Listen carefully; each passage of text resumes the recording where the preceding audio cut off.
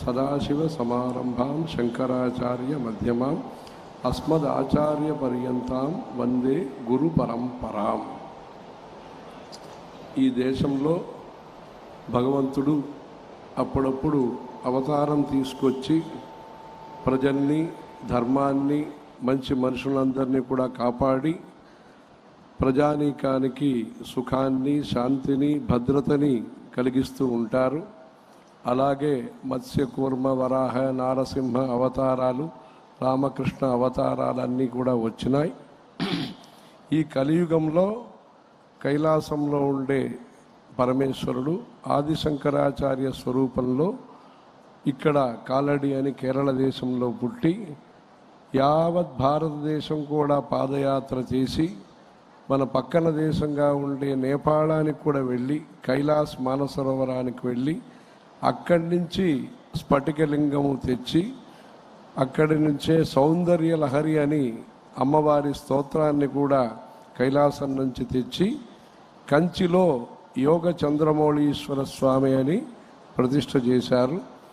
ఆ యోగ చంద్రమౌళీశ్వర స్వామి పూజని తరతరాలుగా ఆదిశంకరాచార్య స్వామి నుంచి మన కంచి పెద్ద స్వామివారు, చంద్రశేఖరేంద్ర సరస్వతి స్వామివారు, మన జయేంద్ర సరస్వతి స్వామివారు అందరూ కూడా పూజ చేస్తూ ఆ పూజనే మన ఆంధ్రప్రదేశ్ ముఖ్యమంత్రి గారు గతంలో కృష్ణా పుష్కరంలో వచ్చినప్పుడు అప్పుడు సందర్శన చేసుకున్నారు.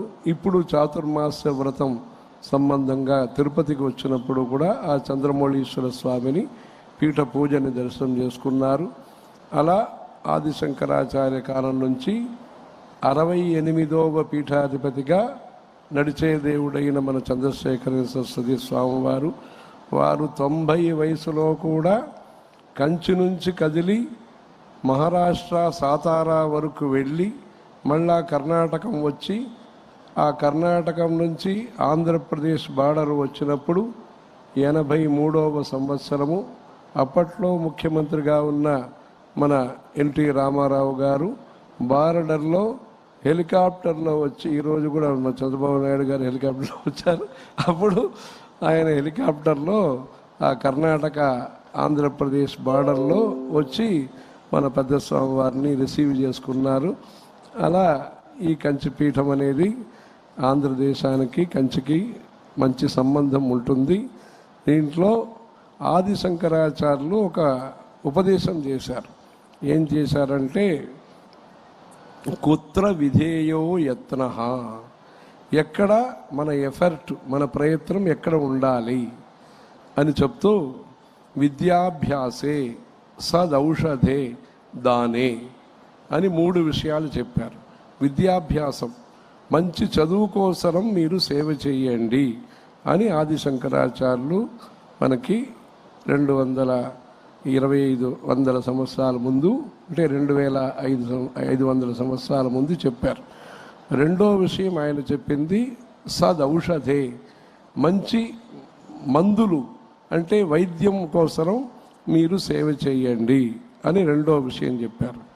మూడోది దానే, చారిటీ, పేదరిక ఉన్మూలనం అనే విషయాన్ని ఆ రోజే ఆదిశంకరాచార్యులు చెప్పి భగవద్గీత కించిదధీత గంగా జలలవ కణికాపీత గేయం గీతా నామ సహస్రం ధ్యేయం శ్రీపతి రూపమజస్రం నేయం సజ్జన సంగే చిత్తం దేయం దీనజనాయచ విత్తం. ఎవరైతే ఆర్థికంగా వెనకబడిన వాళ్ళు ఉంటారో, ఎవరికి అవసరాలు, ఎలాంటి అవసరాలు ఉంటాయో ఆ అవసరాలను గుర్తించి వారికి సహాయ సహకారం చేయండి, చారిటీ చేయండి అని చెప్పారు. అలా 5 విషయాల్ని మనం సంపాదించాలి అన్నారు. అది ఏం చెప్పారంటే కిం సంపాద్యం మనుజైహి, విద్య చదువు, విత్తం ఆర్థికంగా బలంగా ఉండాలి, బలం శరీరంలో మంచి యోగాభ్యాసము, ప్రాణాయామము ఇవన్నీ చేసి ఎట్లా మన మోదీ గారు, మన చంద్రబాబు నాయుడు గారు ఇలాంటి వాళ్ళంతా ఎలా ఒక 15 గంటలు తక్కువ లేకుండా పనిచేస్తారో ప్రతినిత్యం, అలా దీనికి బలంగా ఉండండి అని శంకరాచార్యులు చెప్పారు. విద్య, విత్తం, బలం, యశః మంచి పేరు ప్రతిష్ట అనేది చాలా ముఖ్యం. సంభావితస్య చాకీర్తి మరణాదతిరిచ్యతే. చెడు పేరు అనేది ఉంటే అది చాలా కష్టమైన విషయమని ఆయన గుర్తించి, అది చాలా భయంకరమైన విషయమని గుర్తించి, కీర్తి అనేది ఉండాలి, వారికి పరువు అంటారే అలాంటి పరువు అనేది ఉండాలి అని చెప్పారు. విద్య, విత్తం, బలం, యశ, పుణ్యం సంపాదించండి, అన్నదానం చేయండి, చలివేంద్రం పెట్టండి, చదువు నేర్పించండి, ఇక్కడ గుడి ఉందని ఇక్కడే గుడి ఉంది అని చెప్పి దారి చూపించండి. ఏదైనా సరే మనం పత్రం పుష్పం ఫలం తోయం యోమే భక్త్యా ప్రయచ్చతి, మంచి మనస్ఫూర్తిగా మంచి సంకల్పంతో ప్రజలకి సేవ చేయండి. అందుకోసమే భగవంతుడు ఈ శరీరాన్ని మనకి ఇచ్చారు. శరీర మాధ్యం ఖలు ధర్మ సాధనం పరోపకారార్థం ఇదం శరీరం అని చెప్పి ఆయన చెప్పారు. అలా ఆది శంకరాచార్యులు చెప్పిన విధంగా కంచిపీఠం తరఫున విద్య, వైద్యం, వేదం అని ఒక 3 విషయంలో సేవా కార్యక్రమాలు జరుగుతుంటాయి. ప్రతినిత్యము మన కంచిపీఠంలో మన స్వామి చంద్రమౌళీశ్వర స్వామి పూజ జరుగుతుంది. ఇప్పుడు ఈ కార్యక్రమానికి కూడా మేము రావటానికి మన కొత్త స్వామి వచ్చారు కనుక వారు పీఠ పూజలు చేస్తుండగా మనం ఇక్కడ రావటం కుదిరింది.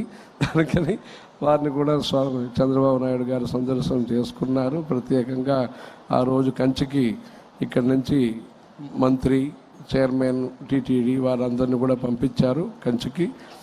అలా ధర్మం కోసరం వేదము, శాస్త్రము, పురాణాల కోసరము అనేక కార్యక్రమాలు అఖిల భారత వ్యాప్తంగా కంచిపీఠం తరఫున జరుగుతున్నాయి. విశ్వశాంతి కోసరం కాశ్మీర్ నుంచి ప్రారంభించి అనేక పుణ్యక్షేత్రాల్లో ఈ దేశం మంచిగా ఉండాలి, సమైక్యంగా ఉండాలి, అందరిలో మైత్రి అనేది, సద్భావన అనేది ఉండాలని దానికోసం ప్రార్థన, ప్రయత్నం జరుగుతుంది. ధర్మపరంగా జరుగుతుంది. దాంట్లో వేదాలు చాలా మనకి ముఖ్యము. మనం వేద మార్గానికి చెందినవారు. ఆ వేదమే మనకి మార్గదర్శకం, గైడెన్సు, గార్డియన్ అన్నీ కూడా వేదాలే. దానికోసము ఆ వేదం పరిరక్షణ చేయాలని 1967, 68, 69వ సంవత్సరంలో మన 2 స్వాముల వారు కూడా ఈ ఆంధ్రదేశ పర్యటన ఆ కాలంలో చేశారు.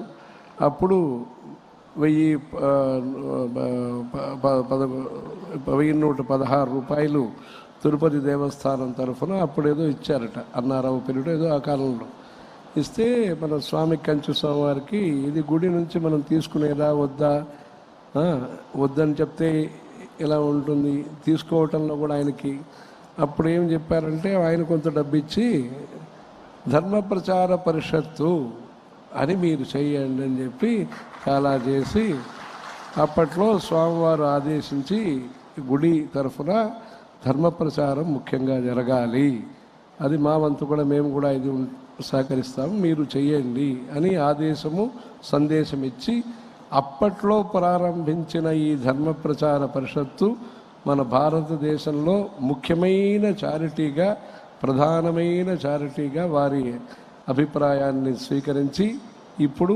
1400 మంది వేద పండితులకి ప్రతి నెల కూడా సన్మానం చేస్తూ ఒక మహత్తరమైన చారిటీ కింద వారు చేసిన పునాది తయారైంది.